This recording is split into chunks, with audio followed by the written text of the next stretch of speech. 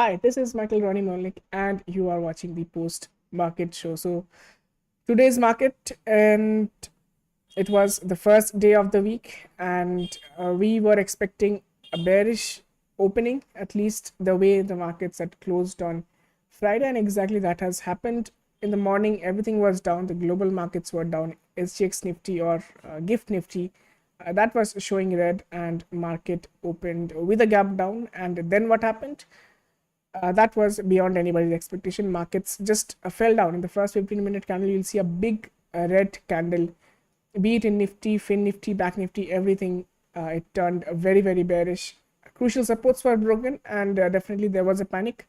But what followed was rather unexpected because there was a sharp up move. The markets obviously moved up, broke the day's high, even the gap that was created, the gap was filled, and then markets closed somewhere much higher than where it had opened. So that is the scenario. A very good up move, and looks like buyers have taken control of the markets today. So that is looking good. And also, it was the Fin Nifty expiry today because tomorrow is Thursday, Independence Day. Markets are obviously closed. So instead of Tuesday, the Fin Nifty expiry happened today, that is on Monday. So let's discuss other things. And also, yes, Indian inflation data has also come out, so we will also be discussing that as well. So let's start off today's video. Let's open up the charts, and yeah, Nifty 15-minute chart. Let's start with that. So this is the 15-minute chart of Nifty, and you can see that markets, it opened with a gap down around 19,388 levels. Then what happened? Huge down move, and markets made a low of, what is the low? It is 19,257. So markets had fallen till that much, and then there was a sharp up move. And as you can see, a good recovery. But again, markets did break through the resistance level of 19,430 very easily, but the last half an hour after 3 o'clock, there was some kind of a profit booking, and that has made the markets close somewhere a bit below, but still 413 and above. That is good. So that is the markets down move, then up move in Nifty. Nifty overall have ended in the green. It is just flat, 0.03% in the green, very slightly, but still it is in the green, something good to see. But Bank Nifty did not have such a good day, but it did move up obviously, but still it ended in the red, 0.24% down, 108 points down, ending at 44,090. So Bank Nifty at one point of time definitely broke to 44,000 and came as close as 44,776. So you can imagine a huge downfall, but then there was a good up move just like Nifty, and markets did break through 44,150, but it did not sustain over there, came down, closed just above 44,000. That is all right. And same with mid caps and small caps, although both have ended in the red today. Let's move to the 1-day chart, and you can see huge wicks forming in mid cap, 0.17% down. Small caps were the highest affected today, 0.65% down. Apart from that, major indices, if you look at it, I would say it is kind of balanced today. Some of them ended in the green, some of them ended in the red. Talking about sectors which have ended positive, we have the FMCG index, the Nifty IT, 0.68% up, Nifty Media doing good, 0.87% up, and Nifty Energy ending just flat. Metals had the worst possible day, 2.14% down. Metals had it really, really bad. Talking about financials, the PSU index was slightly weak today, 0.7% down. Nifty Financial Services or Fin Nifty, it managed to close above 19,630. So this is the level. It did break through that level of 19,630 in the morning, but then it moved up and finally took support at that level. That is good to see that important levels are being respected, and that is what matters. Auto had a bad day, 0.33% down, and Reality had also a bad day, 0.66% down. So it's kind of mixed, as you can see. almost 50% of the stocks moved up, 50% moved down. Talking about stocks which contributed maximum points to Nifty on the upside has to be Reliance Industries, because the crude oil prices are on a rise, and Reliance is also moving up. Infosys, interestingly, 1.58% up. ICICI Bank, Hindustan Unilever, L&T, LTIM. These are the top, movers in Nifty 50. On the downside, we have HDFC Bank, State Bank of India, Adani Enterprise, JSW Steel, Tata Steel. So steel sector has been affected. PSU Bank, so that is State Bank of India, leading the fall in PSU Bank. So this is the overall situation. FII activities shows that FIIs have been the seller once again. So that is not a good sign, but that is what it is. So FIIs have net sold today for how much? 324 crore. So still they have net sellers. DIIs have bought, but it was nowhere compared to how much the FIIs have sold. So DIIs have bought for 1460 crores. So this is the overall data. Now, important India related data. We have the wholesale price index, and we also have the passenger sales value, but most importantly, inflation data year on year for the month of July. So if you look at it, it is at 7.44%. This is much above the expectation of 6.4%, and it is also way above the previous month's inflation data, which was just 4.87%.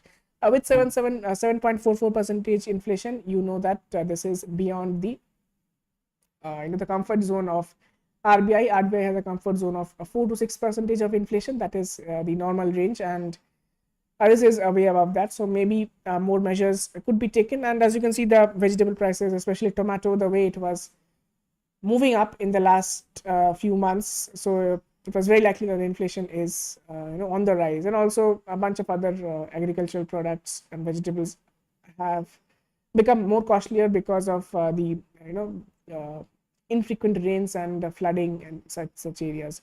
So inflation was kind of expected, I would say, but it was at 6.4, but 7.4, I think that was a bit unexpected, that much higher inflation. Talking about wholesale price inflation, it is negative, so that is showing a deflation, and it is not as low as expected, but still it's negative. And passenger sales vehicle has increased to 2.9%. So this is looking fine. Tomorrow it's a holiday for our markets, but there are some data of GDP data for Japan coming out tomorrow. Then we have what else do we have? Okay, the unemployment rate in the UK, that's going to be there. US retail sales data, that is there. And on Wednesday, UK inflation data is going to be there. And Europe GDP data, this is also on Wednesday. So these are there, but not that important, I would say. But FOMC minutes of the meeting, this is important at 11:30 Wednesday. So this is again far ahead. So let's not look into that so much. So now let us move into the US markets and see how it is performing today. New week, start of a new week, and let's see how it's doing. Okay, a good recovery. S&P 500 up by close to 0.4%. That is looking good. A good bullish candle on the daily charts. Dow Jones is somewhere kind of flat, 0.03% negative. It's flat is what I can see, but Nasdaq is doing pretty well.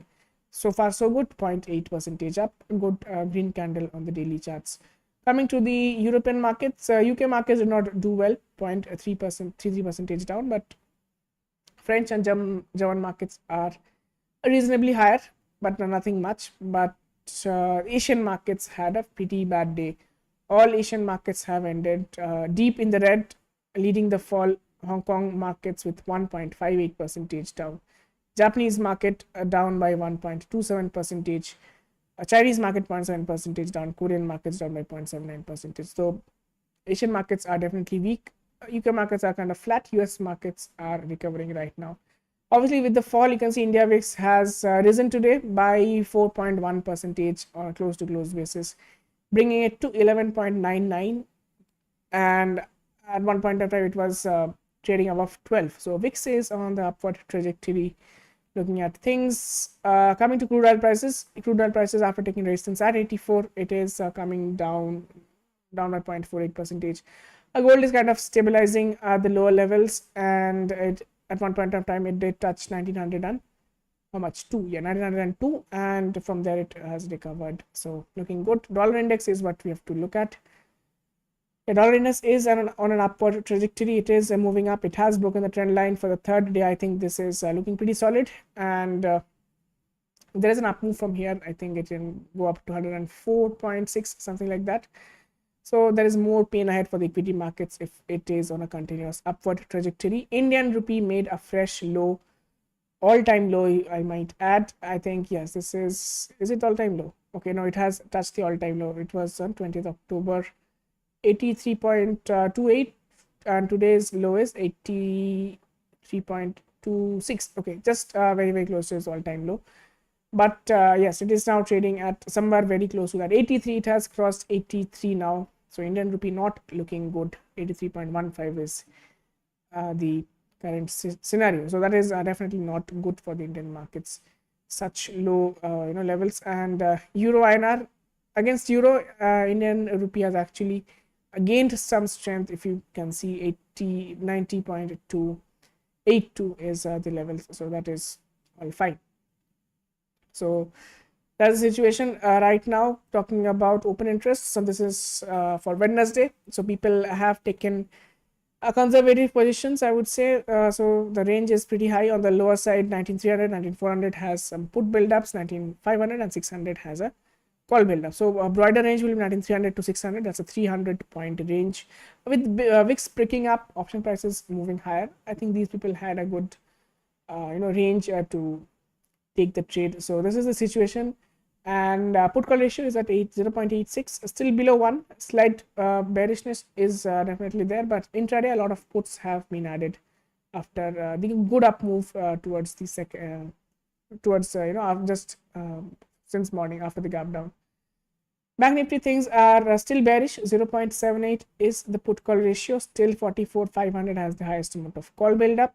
44,000 on the downside has some kind of put build up, but if you remember, markets did come down way below 44,000 during today's trading hours. So still after the the move back up, people have sold a lot of put options today. Still call side, 44,000 calls have also been written quite aggressively. So right now the range looks like 44,500 on the upside to 44,000 on the downside. This is the range people are betting on. Now let's see who's right.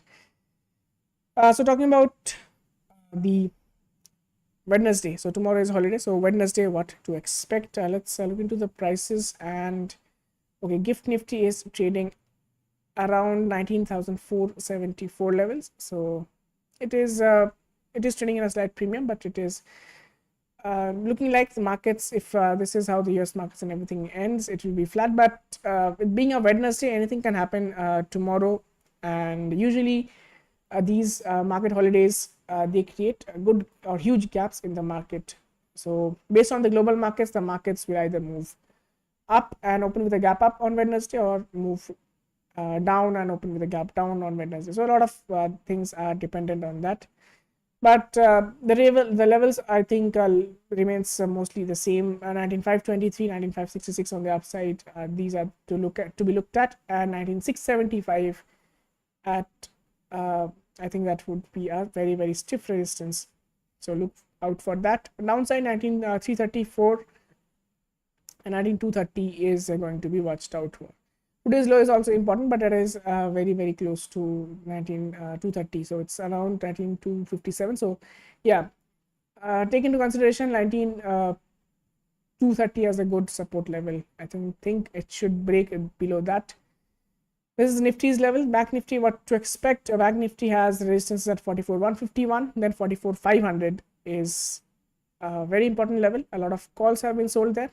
Down below 43,740 is what I'm expecting, and if that is broken by any chance, 43,471. So these are the levels to watch out for, Nifty and Back Nifty. And yes, with that we have covered most of the things, and let's see how tomorrow the global markets our trading, because based on that we will have the opening on Wednesday. And also we have a very bad inflation data. Let's see if that affects the market, but usually these are lag indicators, which means people already knew such inflation data would be coming out, so nothing much to be surprised on that front. Okay, so that is all for my side. Wishing you a happy Independence Day tomorrow. So thank you for watching and have a very good night.